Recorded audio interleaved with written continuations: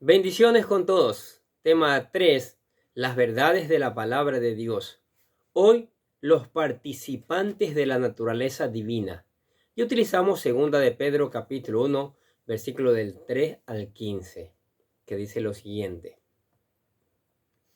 Como todas las cosas pertenecen a la vida y a la piedad, nos han sido dadas por su divino poder, mediante el conocimiento de aquel que nos llamó por su gloria y excelencia, por medio de las cuales nos ha dado preciosas y grandísimas promesas, para que por ellas llegaseis a ser participantes de la naturaleza divina, habiendo huido de la corrupción que hay en el mundo a causa de la concupiscencia.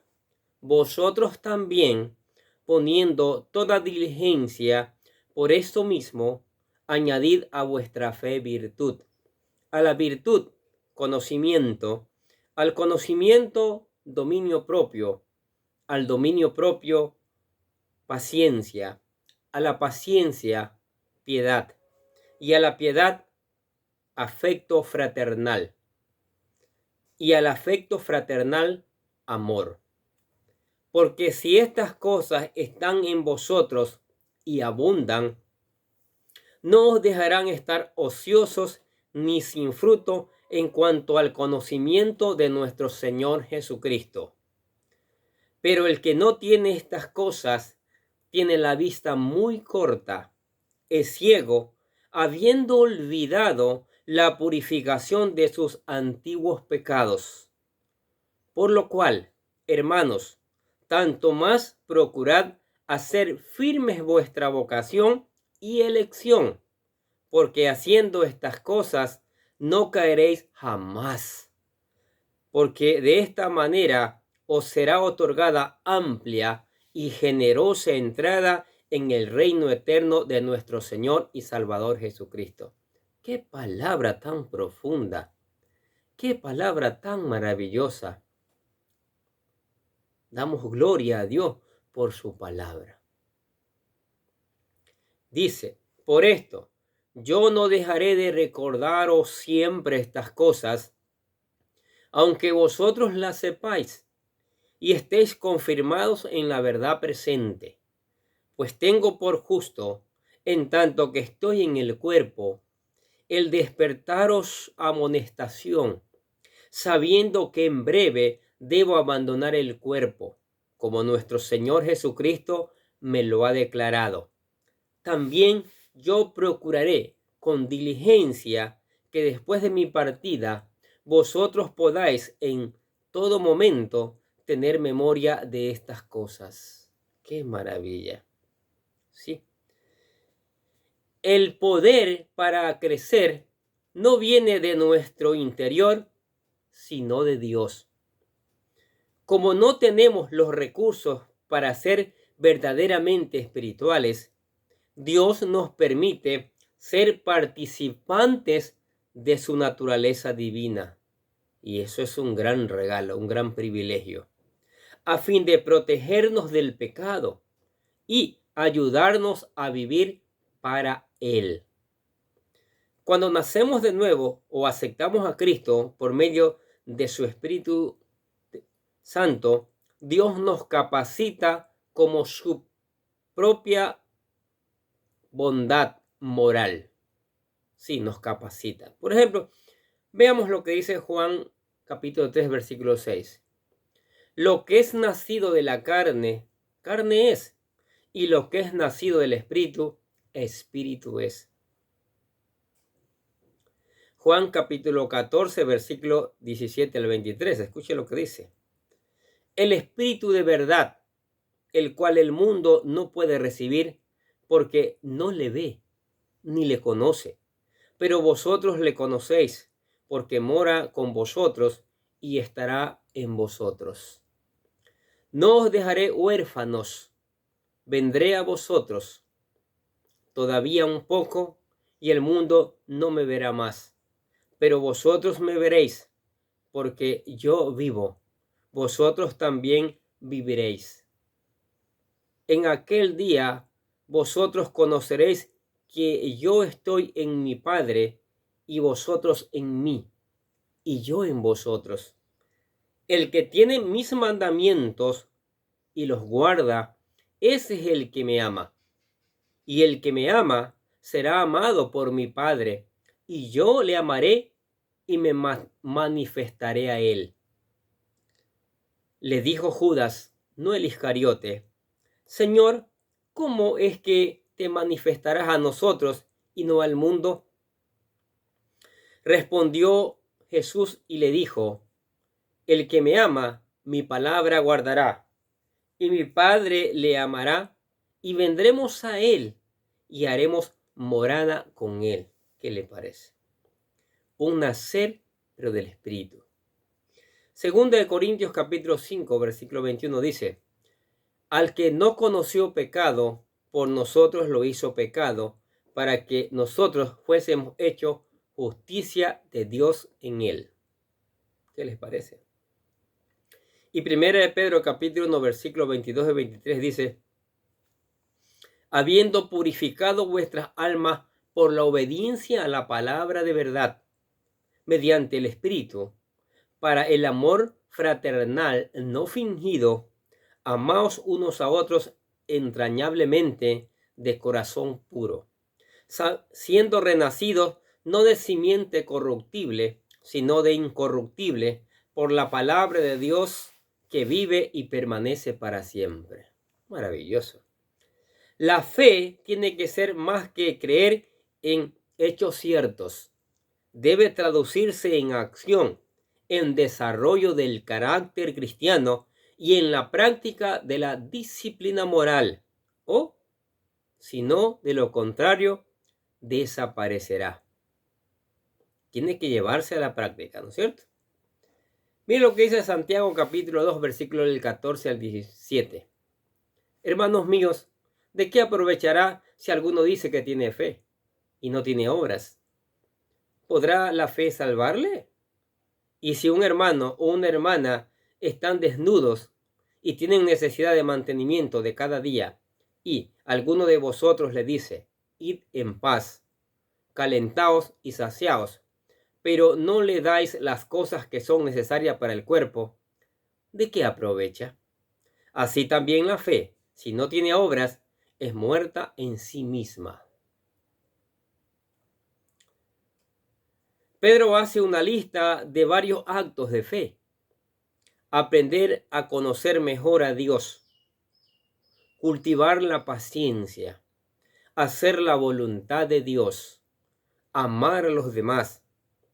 Esos actos no se producen automáticamente, no. Requieren arduo trabajo. No son opcionales, deben ser parte constante de la vida cristiana. Sí. No terminamos con uno para luego empezar con el otro, sino que nos ocupamos de todos juntos, de todos a la vez. Dios nos capacita y autoriza, pero nos da también la responsabilidad de aprender y de crecer. No debemos sorprendernos ni resentirnos por el proceso. Ahora, los falsos maestros decían que no era necesario el dominio propio porque las obras nos ayudan a crecer. Es verdad que las obras no pueden salvarnos, pero es absolutamente falso pensar que no son importantes. Somos salvos de modo que podamos crecer a la semejanza de Cristo, y eso nos ayuda a servir a los demás también. Dios quiere producir en nosotros su carácter amoroso, pero para hacerlo exige nuestra disciplina y nuestro esfuerzo. Cuando obedecemos a Cristo con la dirección del Espíritu, cultivaremos el dominio propio, no solo respecto a la comida y bebida, sino también con respecto a nuestras emociones. Y eso es tremendo, es importante. Ahora, nuestra fe debe ir más allá de lo que creemos para convertirse en parte dinámica de nuestra vida, resultando en buenas obras y en madurez espiritual. La salvación no depende de las buenas obras, pero se manifiesta en buenas obras. Entienda eso. La salvación no depende de las buenas obras, pero se manifiesta en buenas obras. Una persona que dice que es salva sin manifestar cambios puede ser que no haya entendido lo que es la fe o lo que Dios nos ha dado. Sí, Jesucristo dijo: por los frutos lo conoceréis. Tiene que dar frutos dignos del arrepentimiento. Pedro quiso despertar a los creyentes satisfechos de sí mismos que habían prestado atención a los falsos maestros y creían que, como la salvación no se basa en buenas obras, podían vivir como quisieran. Si usted es de Dios, dice Pedro, lo probará su arduo trabajo. Cuando aceptamos a Cristo somos una nueva criatura y debemos vivir como una nueva criatura, siendo luz y sal, como dijo el Señor Jesucristo. O sea, dando un testimonio impecable para que otros también vengan a los pies de Cristo. ¿Sí? Debe haber un cambio de vida. Si no se esfuerza por cultivar las cualidades mencionadas en el versículo 5 al 7, el capítulo 1, posiblemente no es de Cristo. Posiblemente no ha aceptado a Cristo. Si usted pertenece al Señor y su arduo trabajo respalda su afirmación de haber sido elegido por Dios en su vocación y elección, nunca será descarriado por los falsos maestros o el encanto del pecado. Mire, esto es importantísimo, ¿no es cierto? Por eso vemos a mucha gente que aceptan a Cristo, a veces hasta participan en los ministerios de las iglesias y luego se apartan. Fue pura emoción, no hubo un cambio en sus vidas. Los entrenadores experimentados revisan constantemente lo fundamental del deporte con los integrantes de su equipo. Y los buenos deportistas pueden ejecutar lo fundamental constantemente bien. En nuestra vida espiritual no debemos pasar por alto los fundamentos de nuestra fe cuando nos dedicamos a un estudio más profundo de las verdades bíblicas. Así como un deportista necesita practicar siempre, nosotros también necesitamos recordar constantemente los fundamentos de nuestra fe y sobre todo cómo llegamos a creer. Por eso usted me ve insistiendo en la mayoría de los videos, por no decirlo todos: lea la palabra de Dios, medite en la palabra de Dios, estudie la palabra de Dios, ponga en práctica la palabra de Dios, memorice la palabra de Dios. Los judíos tenían esa característica y Dios se las ordenó, aprendérselas de memoria. Estas palabras, dice Deuteronomio 6, estarán en tu corazón, ¿sí? Las repetirás a tus hijos cuando estén en casa, cuando se acuesten, cuando se levanten, cuando anden por el camino. Las escribirás en los postes de tu casa. Mire, aprenderse de memoria. Sabe que cuando uno se aprende de memoria es más fácil obedecer, es más fácil ponerla en práctica. Entonces hay que ir a la palabra de Dios, ¿sí? Para que esa palabra produzca un cambio y ese cambio se vea en evidencias, en frutos, en un buen testimonio.